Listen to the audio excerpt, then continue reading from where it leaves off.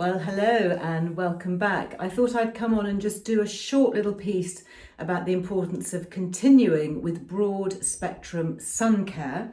Hopefully everyone's managed to get a little bit of natural sunlight on their skin over the summer, and hopefully there are a few more summer days left, particularly here in the UK. I know for the rest of the world you may be living under constant sunshine, but for those of us in the UK who the sun is not quite so prevalent, it's important to remember that even on a relatively cloudy day, we can still be getting UV rays on the skin. So this is what I do, and I'm going to share with you a few of the key things that I've discovered and I've been using over the summer to protect my own skin.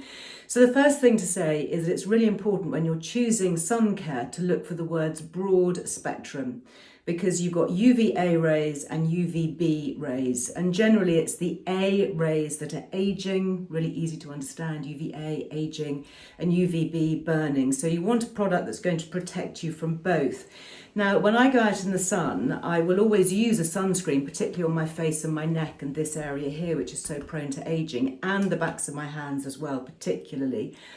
But I tend to use it only from sort of mid-morning onwards, depending on the strength of the sun. And that's because the sun actually emits different types of radiation during the day. So first thing in the morning, for example, you have fewer of the intense UVB burning rays, and you actually have some of the beneficial light spectrum. So you have the red light, for example, which is really good for cell activity, cell renewal. It's just very rejuvenating. It's very good for helping to set our circadian rhythm. So it's actually a really good thing to get out first thing in the morning and see if you can see the sunrise or the sunlight first thing. And those rays aren't necessarily the ones that are going to cause the most damage. So for me, if I'm working indoors during the day, then I don't necessarily always use a sunscreen, but definitely during the middle part of the day. So typically that might be from say 11 o'clock in the morning till 3 or 4 in the afternoon. If I'm going to be out in the sun, that's when I protect this area here. So here are a few things that I have really been trialing and loving. The first one, and you may have seen me talk about this before, it's a British range called 35,000. Interesting name, and it was created by a woman who wanted to give multifaceted products that do lots of different things at once. Multitasking, gotta love a multitasking product. And it was called 35,000 because it was designed to be used particularly at 35,000 feet. And obviously we're not going to be out in the sunshine at 35,000 feet, but that's when the skin can suffer dehydration. And obviously flight crews who are flying all over the world to exotic locations, they were actually part of the testing process. So what I like about this, it's a serum. I'll show you what it looks like on my hand. I've actually got it on my face at the moment. That's what it looks like. And it's a 3-in-1. So it's really good in terms of money saving because you're getting 3 benefits in one. You don't need to use 3 different products. So what are the 3 things that it's doing? Well, the first thing is it's hydrating with hyaluronic acid. Hyaluronic acid, one of our favourite skin plumping, skin smoothing ingredients. So it's the same ingredient that you find in a lot of skin serums. So you've actually got this in here as part of the formulation. The second thing is it's slightly tinted. If you see on here, on my skin, it's just got a very light tint to it that just helps to even almost all skin tones. It's not going to give you colour, so you don't have to colour match it, but it's just going to help even out sort of skin imperfections. And during the summer, I used this all the time, actually. I didn't use a foundation, didn't use a tinted moisturiser. I was just using this. And then thirdly, and obviously most importantly in this case, it's got a broad spectrum sunscreen of an SPF 30. So if you're looking for a sunscreen for the face and the neck and the hands, kind of the minimum you want to look for is probably a 25. Anything above that is a plus. You don't need to go super high, but certainly around that kind of 25, 30, 35, 40, that's the kind of the bracket that I think is really good. So this one, I hope you can see on there, it says broad spectrum. So that's protecting you from UVA and UVB. So this, I think, is a great multitasker. I really like it, and it's something that has definitely earned a place in my makeup bag. So the second range that I really like is a range called PCA Skin. This is a professional range, so you often find it sold by dermatologists or aesthetic doctors, skin clinics. And again, it's broad spectrum and it's a very good formulation. I found them really lightweight.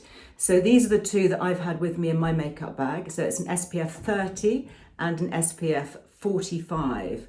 So the difference is the 30 is a bit more of a moisturizing cream. I'll pop that on my hand, and this has zinc oxide in it.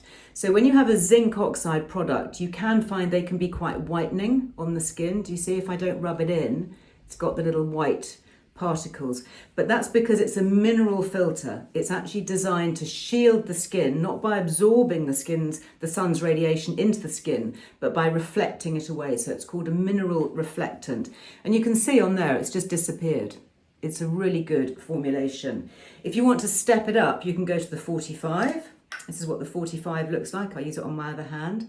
So this is possibly a little bit more whitening when you first apply it, but don't panic, because if you give it a bit of a rub, it disappears. So again, really good broad spectrum formulation. And then the third range that I've been trying is another really nice British brand. It's called Upcircle. And it's using a lot of repurposed natural ingredients. And again, they have a very good SPF 25 mineral block cream. Again, using zinc oxide, rub it in well, doesn't leave any whitening. So I'll pop all the details of those three ranges that I really like.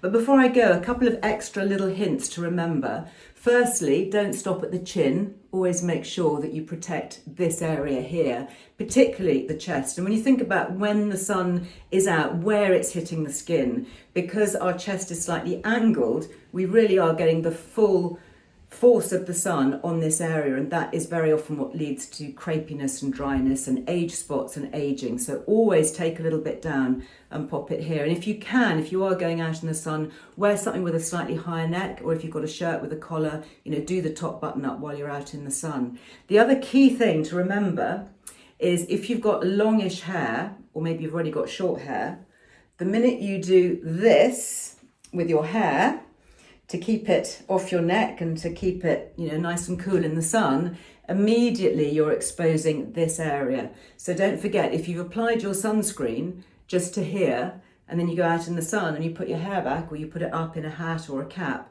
you do need to top up this area, because that is going to get the full force of the sun as well. Same with the top of the ears. Don't forget to apply a little bit on here.